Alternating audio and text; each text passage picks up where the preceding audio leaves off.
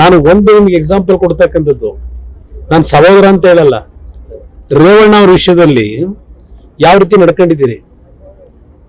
ಒಬ್ಬ ಮಾಜಿ ಪ್ರಧಾನಮಂತ್ರಿ ಮನೆಗೆ ಪೊಲೀಸ್ ಅಧಿಕಾರಿಗಳನ್ನ ನುಗ್ಗಿಸಿ ಅರೆಸ್ಟ್ ಮಾಡ್ತಕ್ಕಂಥ ಕೆಲಸ ಕೈ ಹಾಕ್ತೀರಿ ನೀವು. ನಿಮ್ಗೆ ಯಾವ ನೈತಿಕತೆ ಇಟ್ಕೊಂಡಿದ್ದೀರಿ? ಏನ್ ಮಾಡಿದ್ದಾರೆ ರೇವಣ್ಣ ಅಂತ ಹೇಳಿ? ಯಾವುದೋ 5 ವರ್ಷದ ಕೇಸು ಅಂತ ಹೇಳಿ ಒಂದು ಸುಳ್ಳು ಒಂದು ಕೇಸನ್ನ ಯಾರಿಂದ ಪಡೆದು ಏನೇನ್ ನಡೆಸಿದಿರಿ? ಅದೆಲ್ಲ ದೇವರಾಜೇಗೌಡ ಅಂತ ಹೇಳಿ ಒಂದು ಆಡಿಯೋ ಬಿಟ್ರಲ್ಲ, ಅದರಲ್ಲಿ ಇದೇ ನಿಮ್ಮ ಡೆಪ್ಟಿ ಸಿಎಂ ಏನ್ ಹೇಳಿದ್ದಾರೆ? ಆ ಕೇಸ್ ಹಾಕ್ಸಕ್ ಕರ್ಕೊಂಬಂದ ಹೆಣ್ಮಗಳನ್ನ ಹರಸಾಹಸ ಪಟ್ಟಿದೀನಿ ಇರಪ್ಪ, ಇದನ್ನೇ ನಾನು ಹರಸ್ಕೊಂಡ್ರೆ ಸಾಕಾಗಿದೆ ಅಂತ ಹೇಳ್ತಾರಲ್ಲ. ಇವತ್ತು ಇದೇನೋ ಹಾಸನದಲ್ಲಿ ನಾಳೆ ದಿನ ಅದು ಎಂತ ಸಮಾವೇಶ? ಜನಕಲ್ಯಾಣ ಸಮಾವೇಶ. ಏನೋ ಪಾಪ ಅಲ್ಲಿ ಸಾಂತ್ವನ ಹೇಳಕ್ ಹೋಯ್ತಾರಂತೆ. ಯಾರಿಗೆ ಸಾಂತ್ವನ ಹೇಳ್ತೀಯಪ್ಪ? ಆ ಹೆಣ್ಣು ಮಕ್ಕಳನ್ನ ಫೋಟೋ